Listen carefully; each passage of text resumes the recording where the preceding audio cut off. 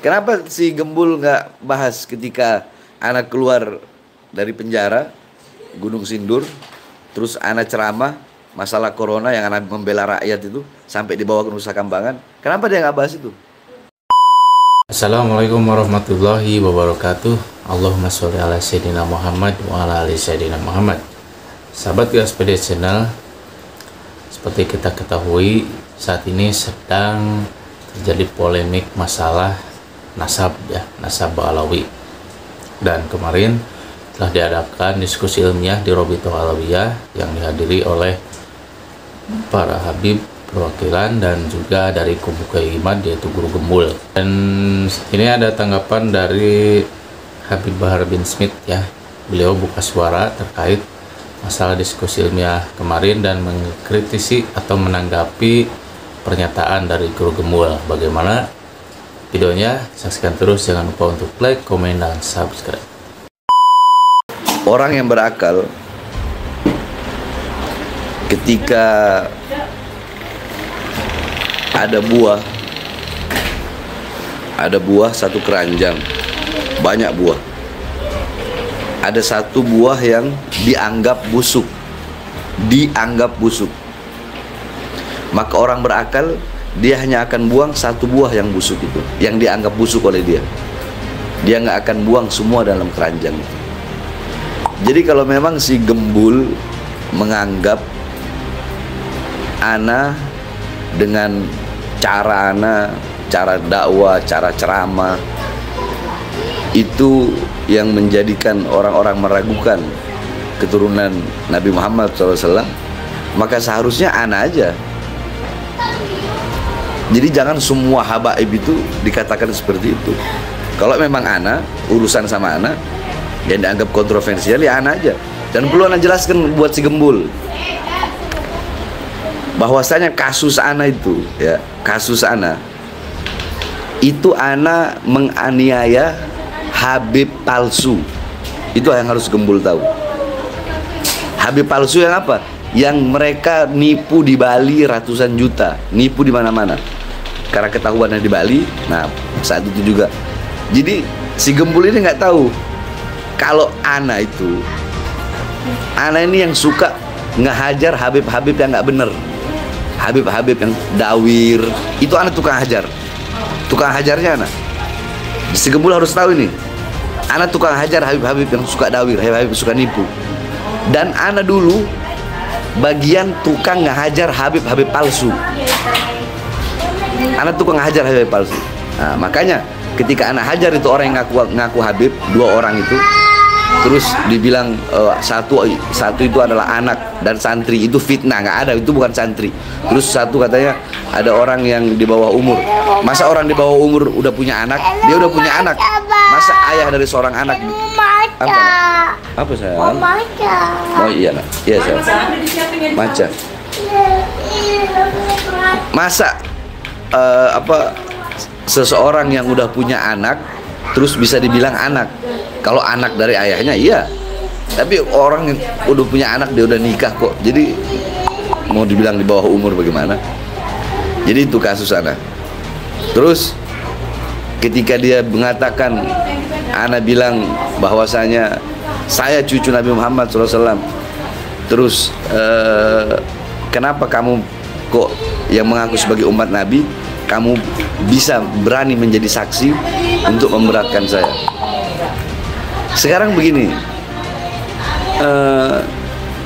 kita orang meyakini kita sebagai cucu Nabi Muhammad SAW, itu adalah suatu fakhr, suatu kebanggaan bagi kita. Ya, itu suatu kebanggaan, wala fakhr, dan itu bukan suatu kesombongan, sebagaimana kata Rasulullah, ana sayyidu waladi Adam wala fakhr. Aku adalah pemimpin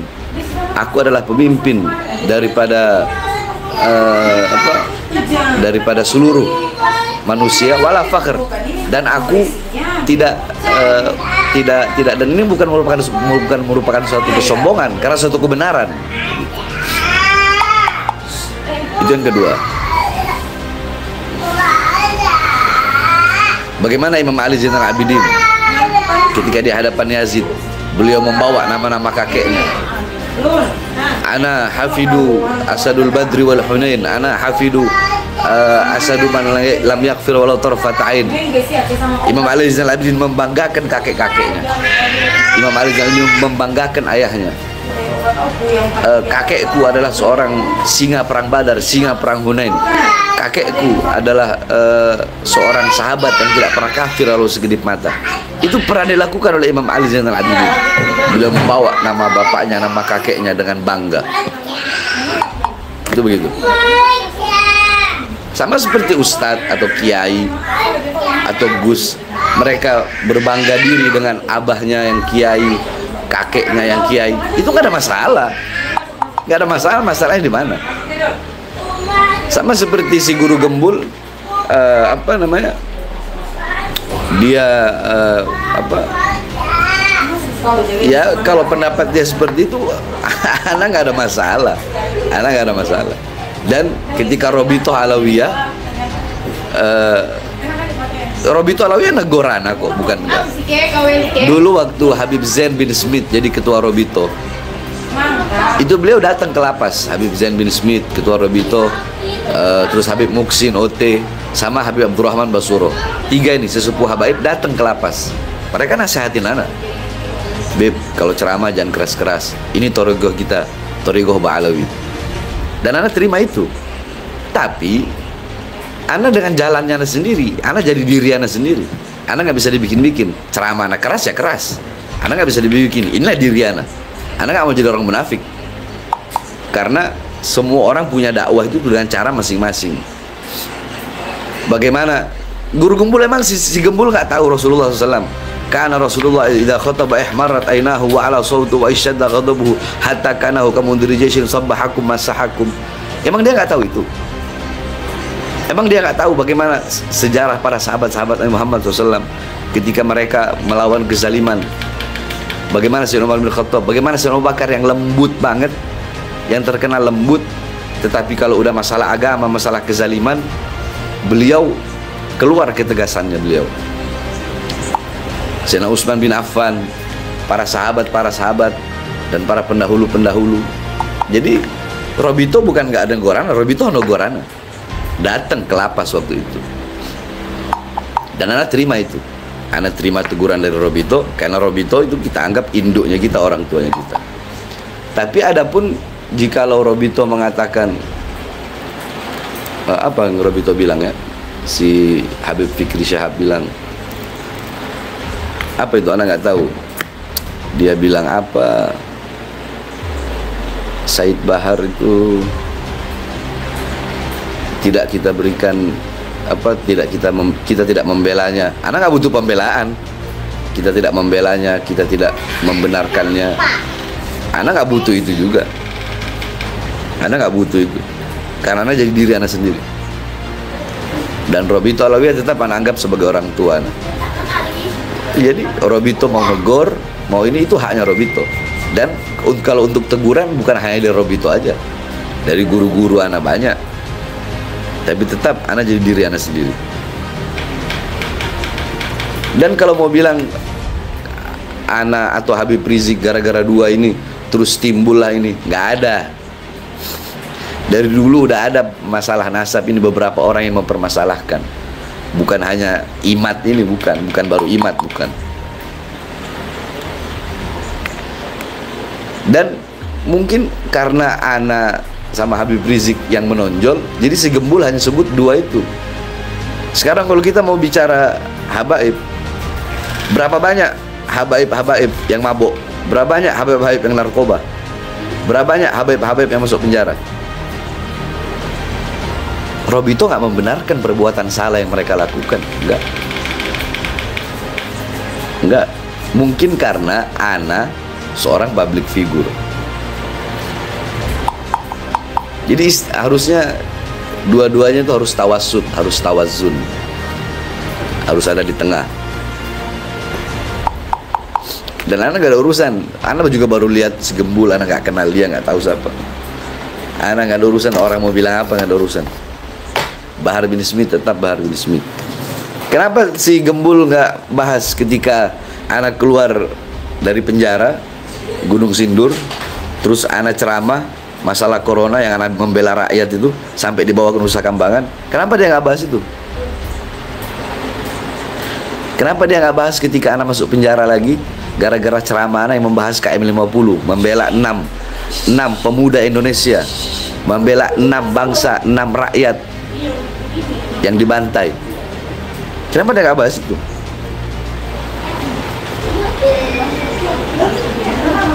Susah. Si Gembul ini orang yang pandai bicara tapi menutup mata dan menutup telinga. Itu dia. Jadi orang nyari sensasi, nyari apa?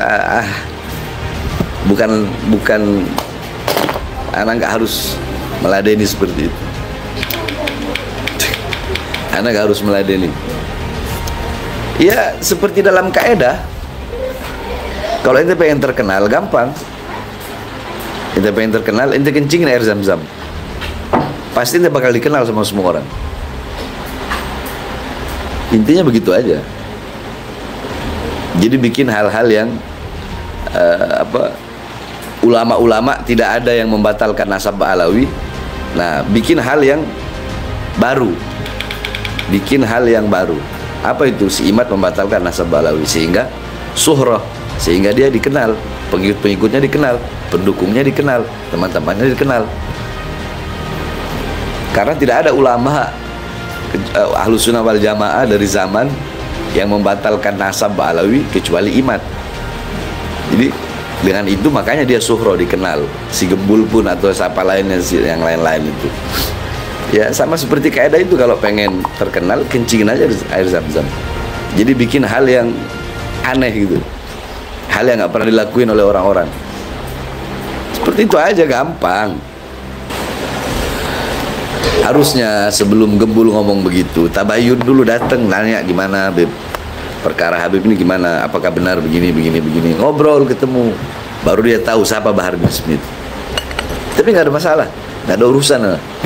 Mau Gembul ngomong apa tentang Ana, mau Robito ngomong apa tentang Ana nggak ada masalah apapun. Yang Ana lihat justru Gembul itu menangnya cuma satu aja, karena dia berani datang. Bagus, diapresiasi keberanian dia untuk datang. Tapi apa-apa yang Anda lihat yang dia sampaikan, dia hanya mengikuti takdimul akal ala nakal. Dia lebih mendahulukan akal, lebih mendahulukan ilmiah daripada iman. Ya kalau kayak begitu nggak bisa. Makanya Gus Wafi hebat.